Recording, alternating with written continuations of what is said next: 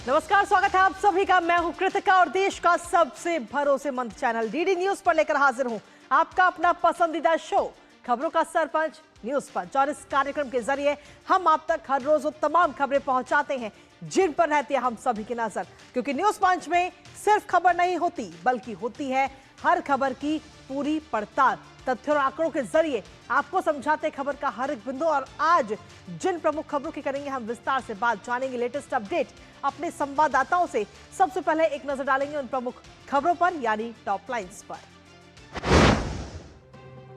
तो आज सबसे पहली और प्रमुख खबर डिफेंस सेक्टर से जुड़ी है। जी हां, जहां रक्षा मंत्री राजनाथ सिंह बीते कल एक कार्यक्रम में शामिल होते हुए नजर आए। तीनों सेनाओं का संयुक्त यह कार्यक्रम था और इस दौरान रक्षा मंत्री राजनाथ सिंह ने सीधा मैसेज दिया है दुश्मन देशों को। और उन्होंने कहा कि भारत से भिड़ने की सोचना भी मत, क्योंकि अब आज का भारत वो भारत नहीं है। तो बहुत बदलाव अब हो चुका है। और क्या कुछ कहा है रक्षा मंत्री राजनाथ सिंह की तरफ से बताएंगे विस्तार से आपको। लेकिन इसके साथ ही जो दूसरी प्रमुख खबर वो आपको बता दें कि कहीं टारगेट ना बदलने टैरिफ मिसाइल। जी हां, डोनाल्ड ट्रंप की तरफ से भारत के ऊपर 50% टैरिफ तो लगा दिया गया, लेकिन कहीं ना कहीं डोनाल्ड ट्रंप के इससे पुराने इतिहास की अगर हम बात करें तो इतिहास रहा है उनका पलटी मारने का। लेकिन क्या इस बार भी वो पलटी मारेंगे? क्योंकि भारत पर जो टैरिफ लगा है उससे नुकसान भारत को नहीं, उल्टा अमेरिका को होगा। कैसे, बताएंगे इस खबर के बारे में विस्तार से आपको। इसके साथ ही जो तीसरी प्रमुख खबर अंतर्राष्ट्रीय जगत से जुड़ी है। जी हां, जहां इजराइल और गाजा के बीच जो ये संघर्ष अभी लगातार जारी है, इसी बीच में अब इजराइल ने गाजा में धमाकेदार एंट्री कर ली है और सैनिक जो है वो इस वक्त पैदल भी चल रहे हैं और साथ ही टैंकों के साथ चलते हुए नजर आ रहे हैं। इसमें वायुसेना भी शामिल है इजराइल की। और आखिर कहां तक ये एंट्री हो चुकी है और किस तरीके से अभी क्या कुछ लेटेस्ट अपडेट है इस पूरे संघर्ष को लेकर, बताएंगे विस्तार से आपको इस खबर के बारे में। तो चलिए शुरुआत करते हैं न्यूज पंच की आज की प्रमुख खबर के साथ। भारत दरअसल कभी भी युद्ध चाहने वाला राष्ट्र नहीं रहा है और हमने कभी भी किसी के विरुद्ध आक्रमण नहीं किया। हमारी कोई आक्रामक मंशा नहीं, लेकिन फिर भी यदि कोई हमें चुनौती देता है तो वो जरूरी हो जाता है ऐसे में कि हम उनका दृढ़ता के साथ जवाब दें। और ऐसा करने के लिए हमें अपनी रक्षा तैयारियों को लगातार बढ़ाना होगा, मजबूत करना होगा, जिस पर भारतीय सेना लगातार काम कर रही है, मजबूत हो रही है, आत्मनिर्भर हो रही है। बीते कल की अगर हम बात करें तो रक्षा मंत्री राजनाथ सिंह मध्य प्रदेश के महू में आयोजित रण संवाद 2025 के कार्यक्रम में शामिल हुए, जहां उन्होंने भविष्य के युद्धों की बदलती हुई तस्वीर पर गहरी बातें रखी। इसके साथ ही महाभारत के उदाहरण से समझाया कि भारतीय संस्कृति में युद्ध से पहले और दौरान और साथ ही बाद में संवाद की परंपरा रही है और वही संवाद और रणनीति मिलकर भविष्य की वैश्विक शांति संतुलन तय करेंगे। रक्षा मंत्री राजनाथ सिंह ने इसके साथ ही दुश्मन देशों को चेतावनी भी दे डाली। कैसे, बताएंगे आपको विस्तार से। साथ ही रक्षा मंत्री ने और क्या कुछ कहा है वो भी आपको बताएंगे, लेकिन उससे पहले आपको दिखाते हैं कि अब हर ओर से होगा दुश्मन पर वार। जी हां, आपको बता दें कि किसी भी सूरत में अब दुश्मन नहीं बचेगा। मध्य प्रदेश के महू में तीनों सेनाओं का यह संयुक्त सेमिनार का आयोजन किया गया, जहां जिसका नाम था रण संवाद। और इस दौरान इस कार्यक्रम में रक्षा मंत्री राजनाथ सिंह भी शामिल होते हुए नजर आए। दुश्मन देशों को मैसेज दिया है, लेकिन इसके साथ ही ये भी बताया कि किस तरीके से भारतीय जल सेना, थल सेना, नभ सेना के साथ साथ साइबर और स्पेस सेक्टर में भी भारत इस वक्त तैयार है। देश के दुश्मनों पर अब सीधा प्रहार होगा, हर ओर से ये प्रहार होगा। इसके साथ ही बताया कि तीनों सेना का संयुक्त कम्युनिकेशन और रडार सिस्टम दुश्मन का सामना करेंगे। एक मैसेज जाएगा और तीनों ही सेना अलर्ट मोड पे। सेनाओं ने अपना संयुक्त सैन्य सिद्धांत जो है वो इस वक्त तैयार कर दिया, जिसको बताया जा रहा है डॉक्ट्रिन इसका नाम है। और इंटीग्रेटेड डिफेंस स्टाफ ने इसे तैयार किया है, डॉक्ट्रिन को तैयार किया है, जो सीधे तौर पर आपको बता दे कि साइबर, स्पेस, इलेक्ट्रॉनिक वारफेयर और ड्रोन से दुश्मन को सीधे तौर पर चुनौती के तौर पर इसे देखा जा रहा है। लेकिन इसके साथ ही रक्षा मंत्री राजनाथ सिंह जब इस कार्यक्रम में बीते कल रण संवाद में जब शामिल हुए तो उन्होंने कई बातें मुख्य तौर पर कही। क्या कुछ उनकी तरफ से कहा गया, एक नजर उस पर डालते हैं और उनकी बड़ी बातें आपको बताते हैं। रक्षा मंत्री राजनाथ सिंह ने इस दौरान कहा कि सुरक्षा और विकास के लिए संवाद जरूरी है। रण संवाद से हमारी रक्षा रणनीति जो है वो भी सुदृढ़ होगी, क्योंकि इसमें तीनों ही सेनाएं शामिल हैं। जल, थल और नवसेना तीनों इसमें शामिल है। साथ ही उन्होंने कहा कि भारत अब किसी भी हद तक जाने को तैयार है अपनी सुरक्षा करने के लिए, और किसी भी देश से भारत को अगर चुनौती मिलती है तो उसका करारा जवाब हमारी सेनाएं देंगी। और इसके साथ ही रक्षा मंत्री ने आगे कहा कि 5 साल तक चलने वाले युद्ध के लिए भी इस समय तैयार रहना होगा। रूस यूक्रेन का जिक्र उन्होंने किया इस दौरान, इस बात को कहते हुए। साथ ही उन्होंने कहा कि चुनौतियां जरूर बड़ी हैं, लेकिन हमारा जो संकल्प है, भारत का जो संकल्प है, वो उससे भी बड़ा है। हर सैनिक को अब टेक्नोलॉजी की ट्रेनिंग दी जाएगी, जिससे कि वो तकनीक के क्षेत्र में भी आगे बढ़े, और साथ ही आत्मनिर्भर भारत अभियान की भी उपलब्धियां रक्षा मंत्री राजनाथ सिंह की तरफ से इस दौरान गिनाई गई। और आत्मनिर्भर भारत का जिक्र करते हुए उन्होंने कहा कि इस समय भारत में रक्षा उत्पादन जो है वो 1.5 लाख करोड़ रुपए के भी पार कर चुका है। तो सोचिए कितनी मात्रा में इस वक्त रक्षा उत्पादन भारत के अंदर कर रहा है, जो भारत को इस वक्त आत्मनिर्भर बना रहा है।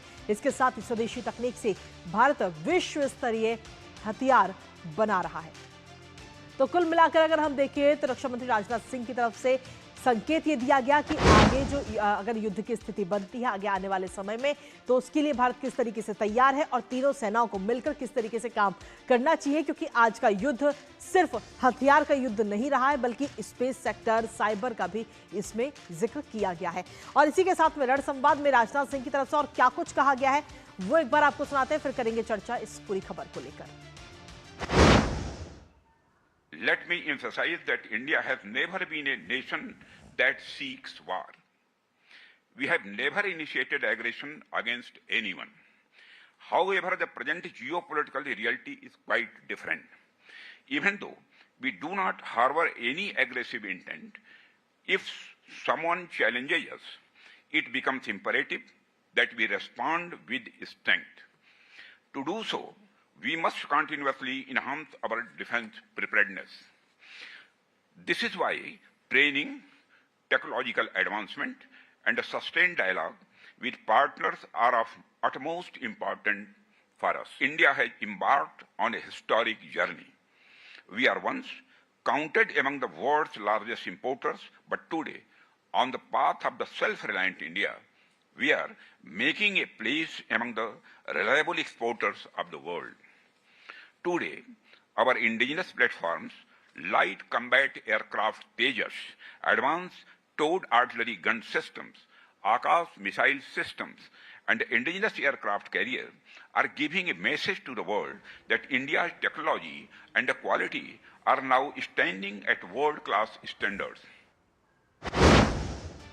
तो बीते कल रण संवाद कार्यक्रम में रक्षा मंत्री राजनाथ सिंह शामिल होते हुए नजर आए, जहां तीनों सेनाओं का ये पूरा कार्यक्रम था, और इस दौरान तीनों सेनाओं को मिलकर किस तरीके से लड़ाई लड़नी है इसका जिक्र किया गया कि तीनों सेनाओं को मिलकर किस तरीके से मजबूत होना है, कम्युनिकेशन कितना मजबूत करना है, इसके साथ ही रडार सिस्टम को किस तरीके से मजबूत करना है। इन तमाम चीज़ों को लेकर कल रक्षा मंत्री राजनाथ सिंह की तरफ से कहा गया, और साथ ही ये भी कहा कि भारत को हर समय तैयार रहने की जरूरत है, क्योंकि आज का युद्ध जो है अब वो सिर्फ हथियार का नहीं बल्कि इससे और ज्यादा ऊपर हो चुका है, तकनीक का युद्ध बन चुका है। हमारे साथ हमारे सहयोगी विशाल बैरिस्टर इस वक्त जुड़ रहे हैं, उन्हीं का रुख करेंगे ताजा अपडेट के लिए। विशाल, सीधे तौर पर रक्षा मंत्री राजनाथ सिंह बीते कल रण संवाद कार्यक्रम में शामिल होते हुए नजर आए, जहां अगर हम देखें इस कार्यक्रम में जरूरी भी था कि तीनों सेनाएं मिलकर, अगर कभी मुश्किल का समय भारत के ऊपर आता है तो तीनों सेनाएं मिलकर किस तरीके से काम करेंगी उसका भी जिक्र, और इसके साथ ही महाभारत का जिक्र भी रक्षा मंत्री राजनाथ सिंह की तरफ से कहा गया। उन्होंने कहा कि अब आज का युद्ध सिर्फ हथियार का युद्ध नहीं रहा बल्कि तकनीक का भी युद्ध है। कृतिका, बिल्कुल ठीक कहा आपने, और अगर आपने हमारे रक्षा मंत्री को सुना तो उन्होंने कहा कि India does not seek war. हम लड़ाई के लिए हमेशा तैयार नहीं रहते हैं, लेकिन अगर हम पर हमला होता है तो हमें उसके लिए तैयार रहना चाहिए। अंग्रेजी में एक कहावत है, attack is the best defence, और उसी के लिए ये जो है डॉक्ट्रिन जिसकी आप बात कर रहे हैं, जॉइंट डिफेंस डॉक्ट्रिन, ये बहुत ज़रूरी इसलिए भी हो जाता है क्योंकि कारगिल युद्ध के बाद से इस बात पे बार बार फोकस किया जा रहा था कि किस तरह से एक कंबाइंड फोर्स बनाई जाए। इसलिए हम एक थिएटर कमांड की बात कर रहे हैं। थिएटर कमांड का मतलब ये होता है, मान लीजिए एक लड़ाई का मैदान है बड़ा, तो उसमें आर्मी, नेवी और एयरफोर्स एक ही यूनिफाइड कमांड के अंदर काम करेंगे। ये क्यों ज़रूरी है? ये इसलिए ज़रूरी है ताकि हम भविष्य में होने वाले ख़तरों से निपट सकें। अब लड़ाई के तौर तरीके बदल गए हैं।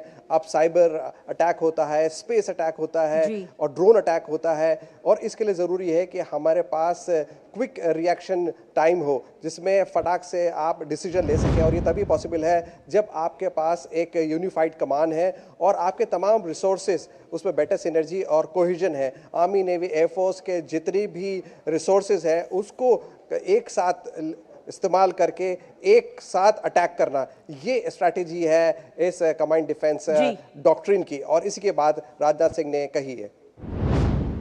चलिए, बहुत बहुत शुक्रिया विशाल, तमाम जानकारी और अपडेट्स हमारे साथ साझा करने के लिए, इस खबर से जुड़े हुए। तो सीधे तौर पर भारत आत्मनिर्भर तो बन ही रहा है, साथ ही हर क्षेत्र में मजबूत भी हो रहा है। लेकिन इसके साथ ही जो दूसरी प्रमुख खबर है वो भी काफी जरूरी है, क्योंकि अमेरिका की ओर से भारतीय उत्पादों पर 50% का भारी भरकम टैरिफ लगाए जाने के बाद भारत ने अपनी टेक्सटाइल निर्यात रणनीति को और मजबूत करने की ठोस योजना बना ली है।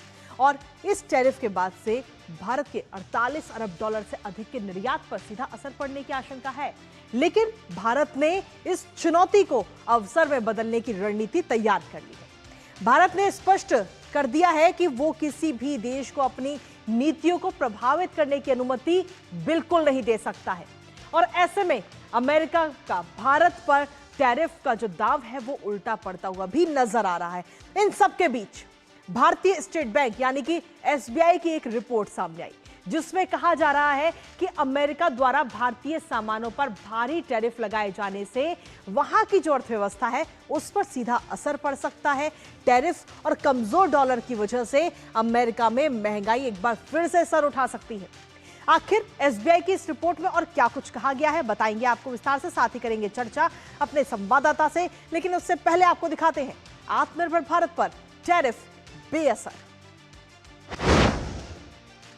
तो जी हां, आत्मनिर्भर भारत पर टैरिफ इस समय बेअसर है, क्योंकि इस वक्त भारत के अंदर मेक इन इंडिया का जो अभियान है वो तो काफी लंबे से समय से चल ही रहा है, लेकिन इसके साथ ही हर क्षेत्र में आत्मनिर्भर होने की अभियान इस वक्त पूरे देश में चल रहा है। दुनिया की सबसे तेजी से बढ़ती हुई अर्थव्यवस्था भारत इस समय है, ये हम सभी जानते हैं, लेकिन इसके साथ ही मजबूत माइक्रो इकोनॉमी की नींव भी भारत के पास है। और इसके साथ ही S&P ने 18 साल बाद जो रेटिंग है उसको अपग्रेड किया है। घरेलू खपत की अगर हम बात करें तो भारत की जो घरेलू खपत है उसी पर पूरी अर्थव्यवस्था आधारित है। घरेलू खपत से जीडीपी का जो 60% हिस्सा उसके दौरान आता है। इसके अलावा अगर हम देखें तो जीएसटी में जो सुधार हुआ है उससे भी काफी असर भारत की अर्थव्यवस्था पर पड़ता है, क्योंकि 5.31 लाख करोड़ रुपए की खपत इसके जरिए बढ़ी है। मोदी सरकार ने नेक्स्ट जनरेशन सुधार भी शुरू कर दिया है कई चीजों को लेकर, जिसमें खासतौर पर अगर हम देखें तो लॉजिस्टिक, डिजिटल और इसके साथ ही श्रम, कैपिटल सुधारों में ये साफ तौर पर भारत का फोकस है, जिसको लेकर के लगातार काम किया जा रहा है। इसके साथ ही राज्यों में सुधार के लिए भी उच्च स्तरीय समितियां गठित की गई है भारत की तरफ से, केंद्र की तरफ से, जिससे कि हर एक राज्य का अपनी एक भूमिका हो जीडीपी के अंदर भी और साथ ही विकसित राष्ट्र को बनाने में भी। यूके एफटीए साइन हुआ है, ईयू एशियान ईएयू बातचीत जो है वो अभी इस समय जारी है। तो भारत इस समय किस तरीके से अपने व्यापार क्षेत्र को और आगे बढ़ा रहा है वो हम आपको बता रहे हैं। इसके साथ ही चीन के साथ 161 अरब डॉलर का अप्रयुक्त निर्यात का भी अवसर है। सुधार और व्यापार विविधीकरण से भी आत्मनिर्भरता भारत की आगे आने वाले समय में बढ़ेगी। तो सीधे तौर पर भारत इस वक्त किस तरीके से हर क्षेत्र में आत्मनिर्भर भी हो रहा है, क्योंकि मेक इन इंडिया का जो ये अभियान है वो अभी से नहीं काफी लंबे समय से चल रहा है और अब उसका जमीनी स्तर पर असर भी नजर आने लगा है। ट्रंप की तरफ से चाहे कितनी धमकियां दे दी जाए, लेकिन भारत डटकर उन धमकियों का सामना कर रहा है। और ऐसे में कहीं ना कहीं ट्रंप की तरफ से जो ये दाव चला गया है, टैरिफ जो बढ़ाया गया है भारत के ऊपर 50% टैरिफ लगाई, एक दाव कहीं ना कहीं अब उल्टा पड़ता हुआ भी नजर आ सकता है। भारत पर टैरिफ लगाने से यूएस की जो अर्थव्यवस्था है, इकोनॉमी है, उस पर इसका सीधा असर होगा। एसबीआई और साथ ही ईवाई का जो रिपोर्ट सामने आई है उसमें ये दावा किया गया है, इस रिपोर्ट में इसको शामिल किया गया और कहा गया है कि अमेरिकी अर्थव्यवस्था पर इसका सीधे तौर पर हम देखें तो नकारात्मक असर पड़ेगा, नकारात्मक प्रभाव इसका पड़ेगा भारत के ऊपर लगाए गए टैरिफ का। अमेरिका में नए मुद्रास्फीति दबाव के भी संकेत इस समय साफ तौर पर मिल रहे हैं। ये भी इसका भी जिक्र इस रिपोर्ट में किया गया। हालिया टैरिफ और साथ ही कमजोर डॉलर का भी प्रभाव जो है उसे मुख्य कारण के तौर पर इस समय देखा जा रहा है। इसके साथ ही अमेरिकी जीडीपी 40 से 50 आधार अंकों तक प्रभावित इससे होती हुई नजर आ सकती है, जो कि भारत के ऊपर जो टैरिफ 50% लगाया गया है। इलेक्ट्रॉनिक्स, उपभोक्ता वस्तुओं के आयात पर सीधे तौर पर इसका असर होगा, क्योंकि आपको बता दें कि भारत का सबसे बड़ा वस्त्र निर्यात गंतव्य इस वक्त अमेरिका है। लेकिन हालांकि अमेरिका में जरूर जो कपड़े हैं वो महंगे हो जाएंगे, टेक्सटाइल मार्केट पर असर पड़ेगा, लेकिन वहीं दूसरी तरफ भारत ने इस चुनौती से निपटने की भी पूरी तैयारी कर ली है। इसके साथ ही ईवाई की तरफ से कहा गया कि भारत दुनिया की सबसे गतिशील इकोनॉमी है, सबसे तेजी के साथ बढ़ रही है। मजबूत आर्थिक बुनियादी ढांचे से भी सीधे तौर पर भारत को लाभ है। अनुकूल जनसांख्यिकी, स्थायी राजकोषीय स्थिति से भी भारत को सीधे तौर पर फायदा है। तो ट्रंप की तरफ से जो बात कही गई है उससे कहीं ना कहीं जो ट्रंप का दाव है वो सीधे तौर पर उल्टा पड़ता हुआ नजर आ सकता है। और इससे पहले हम देख चुके हैं कि टैरिफ पर ट्रंप कितनी बार यू टर्न लेते हुए नजर आए हैं। इससे पहले हमने देखा है कि टैरिफ पर डोनाल्ड ट्रंप जो है कई बार पलटी मारते हैं। सभी देशों पर 10% आधार टैरिफ की घोषणा डोनाल्ड ट्रंप की तरफ से कही गई और उसके बाद में अचानक से टैरिफ को 90 दिनों के लिए रोक दिया गया। तो ट्रंप किस तरीके से आज फैसला लेते हैं, कल पलट लेते हैं, फिर परसों फैसला लेते हैं और फिर पलट जाते हैं। चीन पर 145% तक टैरिफ की घोषणा की गई थी और बाद में सिर्फ चीन के ऊपर 30% ही टैरिफ लगाया गया। तो डोनाल्ड ट्रंप का ये इतिहास रहा है कि वो टैरिफ लगाने के बाद में पलटी जरूर मारते हैं। ऑटोमोबाइल टैरिफ पर भी उन्होंने पलटी मारी थी। 25% टैरिफ जारी रखने की घोषणा ऑटोमोबाइल पर उन्होंने की थी। इसके साथ ही कनाडा और मैक्सिको की अगर हम बात करें तो वहां पर भी 25% टैरिफ लगाया गया। मैक्सिको कनाडा पर 1 महीने के लिए टैरिफ को टाल भी दिया गया। तो सीधे तौर पर अगर हम देखें तो इतिहास रहा है अमेरिका के राष्ट्रपति डोनाल्ड ट्रंप का कि वो जब टैरिफ लगाते हैं और जब उस टैरिफ लगाने के बाद में इस दाव पर उन्हें नुकसान होता है तो वो पलटी भी मारते हैं। और फिलहाल अभी अगर हम देखें तो भारत पर जो टैरिफ लगाया गया है उस पर भी नुकसान तो अमेरिका को हो ही रहा है और बहुत जल्द पलटी मारते हुए भी नजर आ सकते हैं। हमारे साथ हमारी सहयोगी आंचल गुलाटी इस वक्त जुड़ रही है, सीधा उनका रुख करते हैं। आंचल, सीधे तौर पर अगर हम देखें तो डोनाल्ड ट्रंप का इतिहास तो रहा ही है पलटी मारने का, लेकिन इसके साथ ही भारत पर जो 50% टैरिफ लगाए इससे भारत को नुकसान तो है, लेकिन साथ ही भारत ने इस चुनौती से निपटने की भी पूरी तैयारी कर ली, क्योंकि प्रधानमंत्री नरेंद्र मोदी कहते हैं कि आपदा में अवसर को तलाशा जाए। कृतिका, अगर ट्रंप साहब की जुबान देखें तो लगातार फिसलती है। शायद जब भी वो फैसला लेते हैं तो कभी कभी आवेश में लेते हैं या फिर उनका ये एक पॉलिटिकल स्टंट भी माना जाता है कि शायद कई देश दबाव में आ जाएंगे। लेकिन जिस तरह से प्रधानमंत्री ने गुजरात के दौरे के पहले दिन कहा था कि दबाव जितना भी हो झेल कर हम ऊपर ही आएंगे और हम सशक्तता के साथ इसे साबित करेंगे, कुछ ऐसा ही एसबीआई की रिपोर्ट दावा करती है। एसबीआई की रिपोर्ट का ये दावा सामने आया कि अगर जिस टैरिफ को लगाने के बाद अपने आप को दुनिया का किंग समझने लगे हैं ट्रंप, उसके बावजूद 30 से 40% की जीडीपी पॉइंट्स की गिरावट कहाँ आएगी? वो आएगी अमेरिकी अर्थव्यवस्था पर। उसके जो पेरोल जॉब्स डेटा हैं, कंस्ट्रक्शन डेटा हैं, होम एम्प्लॉयमेंट डेटा हैं, वो कहीं ना कहीं नकारात्मक जोन में, और इसीलिए ट्रंप साहब लगातार गुहार लगाते हुए नजर आते हैं, दरख्वास्त करते हुए नजर आते हैं कि इनके से फेड के चेयरमैन जेरोम पोवेल से कि भाई ऐसा कीजिए कि कुछ रेट कट दीजिए। वो रेट कट वो मांग रहे हैं, क्यों? क्योंकि वो वहां की आर्थिक व्यवस्था को सुदृढ़ करना चाहते हैं। अगर आपके टैरिफ में इतना दम है तो आप रेट कट की मांग क्यों कर रहे हैं, जबकि आपकी मुद्रास्फीति यानी कि जो आपका इन्फ्लेशन रेट है वो उस टाइम बहुत ज्यादा है। तो क्या होता है कि जब भी आप रेट कट करते हैं तो दो चीजें हमेशा ध्यान में रखनी होती है कि क्या आप जो फिस्कल प्रूडेंस यानी वित्तीय अनुशासन को साथ में लेकर चलना है, आपको विकास भी देखना है और आपको इन्फ्लेशन के नंबर्स पर भी ध्यान रखना है। तो जिन सेक्टर्स पर सबसे ज्यादा असर अगर भारतीय अर्थव्यवस्था के लिहाज से देखें उस पर पड़ेगा, उनमें अगर उनको हटा लिया जाए तो कहीं ना कहीं टेक्सटाइल, पेटेंट, पेंट्स, एग्रीकल्चर, उस पर कोई भी असर नहीं पड़ेगा। इसकी वजह से भारतीय अर्थव्यवस्था इस झटके को झेलने का मादा रखती है। पर क्या ऐसा ही झटका जो अब बाकी देश मिलकर कहीं ना कहीं जो तमाम थर्ड वर्ल्ड कंट्रीज हैं जी हाँ, जो इस टैरिफ वॉर में अलग थलग हैं, जो भारत के साथ खड़ी हैं, क्या वो जब झटका अमेरिका को देंगी, क्या वो झेल पाएंगे या नहीं, ये बड़ा सवाल है। इसीलिए उस रिपोर्ट में दावा किया गया है कि जो आर्थिक नंबर्स हैं, आप टैरिफ लगा ही इसीलिए रहे हैं क्योंकि आपकी अपनी आर्थिक व्यवस्था सुदृढ़ नहीं है, आपकी अपनी नीतियां उसके अकॉर्डिंग नहीं है। तो सबसे पहले इस रिपोर्ट के लिहाज से साफ सामने आ रहा है कि अगर वो टैरिफ लगा के बढ़ाते जाएंगे तो आर्थिक व्यवस्था अमेरिका की भी चरमराएगी। चलिए, बहुत बहुत शुक्रिया आंचल, तमाम जानकारी और अपडेट्स हमारे साथ साझा करने के लिए, इस खबर से जुड़े और बेहद ही आसान भाषा में हमें समझाने के लिए। और इसी के साथ न्यूज़ वन वक्त एक छोटे से ब्रेक का होगा, कहीं मत जाएगा क्योंकि ब्रेक के उस पार रुक करेंगे अंतर्राष्ट्रीय जगह से जुड़ी महत्वपूर्ण खबर का। रिटायरमेंट के बाद लाल स्पोर्ट्स कार लूं या वर्ल्ड टूर? तू खाली पुलाव बना, मैं ऑर्डर कर रहा हूँ। पुलाव नहीं, प्लान। लाइफ इंश्योरेंस का रिटायरमेंट प्लान, गारंटीड पेंशन के साथ। अब तेरे भाई के हर सपने होंगे पूरे। तेरी ये स्पोर्ट्स कार 2 सीटर है ना? सपनों को रखो सुरक्षित रिटायरमेंट प्लान के साथ। सबसे पहले लाइफ इंश्योरेंस। दादा, ये कौन सा प्लांट है? टैंजरीन, बहुत मीठा होता है, तोड़ना नहीं है। Free foreign trip, click on the link. अभी करता हूँ। दादू रुको, लिंक में क्लिक मत करना। क्यों? ये SMS स्कैम है, क्लिक करोगे तो आपके बैंक डिटेल्स होंगे चोरी। ओह, थैंक्स गप्पू, बचा लिया। ये ले तेरी समझदारी का फल। RBI कहता है स्मार्ट बनो, कूल रहो। जब धरती चीर कर निकलता है लोहे का पत्थर और मिलता है मोंगिया के जोश से, फिर तपता है, पिघलता है और बनता है फौलाद। अब होता है सरिया सारी खूबियों के साथ। मोंगिया स्टील, मजबूत देश का मजबूत सरिया। और ब्रेक के बाद एक बार फिर से स्वागत, आप सभी का रुख करते हैं अब हमारी तीसरी महत्वपूर्ण खबर का, अंतर्राष्ट्रीय जगत से जुड़ी, जहां इजराइल और हमास के बीच गाजा में लंबे वक्त से संघर्ष जारी है और फिलहाल ये संघर्ष थमता हुआ नजर नहीं आ रहा, बल्कि इजराइल ने अपना अब तक का सबसे बड़ा अभियान भी शुरू कर दिया है, गाजा सिटी पर कब्जे का यह अभियान। आपको यह भी बताते कि आधी रात में इजरायली सेना टैंकों के साथ गोलीबारी करते हुए गाजा सिटी में घुस चुकी है, एंट्री कर चुकी है।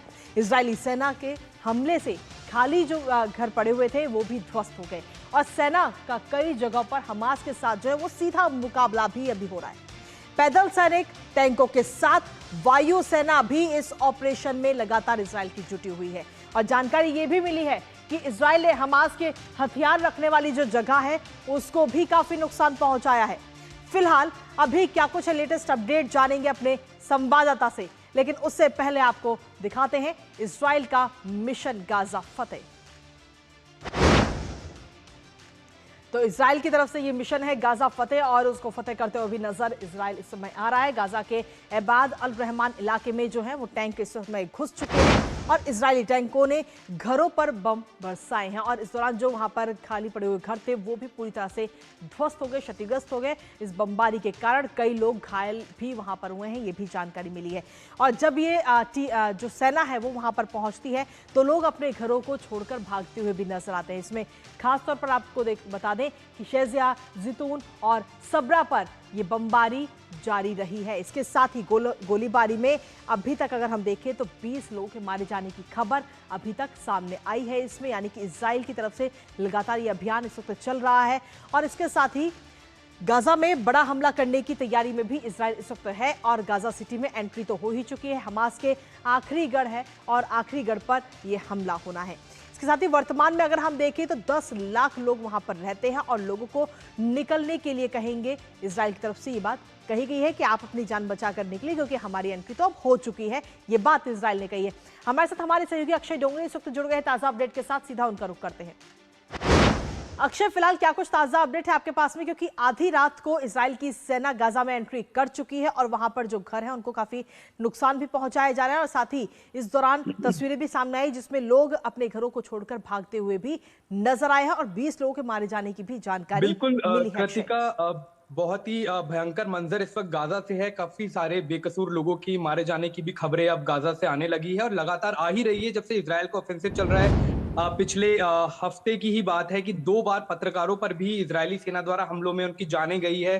5 एसोसिएट प्रेस के पत्रकार और अन्य पत्रकार मारे गए हैं। उसके अलावा पहले दूसरे पत्रकार भी मारे गए थे और उसके ऊपर माफी भी मांगी गई थी बेंजामिन नेतन्याहू द्वारा कि उनको पता नहीं था। लेकिन एक तरह से जो ये पूरा का पूरा ऑपरेशन चल रहा है उसमें आम आदमी और जो बेकसूर लोग हैं उनके बचने का कोई रास्ता नहीं है। देखिए, हवा से बमबारी हो रही है, जमीन पे इजराइल की फोर्सेस अंदर बढ़ रही है और जिस तरह से निशाना बनाए जाने की बात की जा रही है हमास को, उसमें हमास से ज्यादा आम लोग, जो आम नागरिक है, बच्चे, बूढ़े और महिलाओं के मारे जाने की खबरें आ रही है। इस बात को लेकर भारत सरकार ने बेहद ज्यादा चिंता व्यक्त की थी यूनाइटेड नेशंस में और साफ तौर पे ये कहा था कि भारत पैलेस्टीनियन अपने भाइयों के साथ में भी खड़ा है। अगर उनके जो देश की उनकी जो खुद की संप्रभुता की बात की जाए तो भारत उनके साथ खड़ा है, उनके साथ इस पूरी सिचुएशन को मॉनिटर कर रहा है और भारत की तरफ से बार बार ये अपील की जा रही है कि शांति और डायलॉग से इसका सोल्यूशन किया जाए और जिस तरह से ऑफेंसिव बढ़ रहा है उससे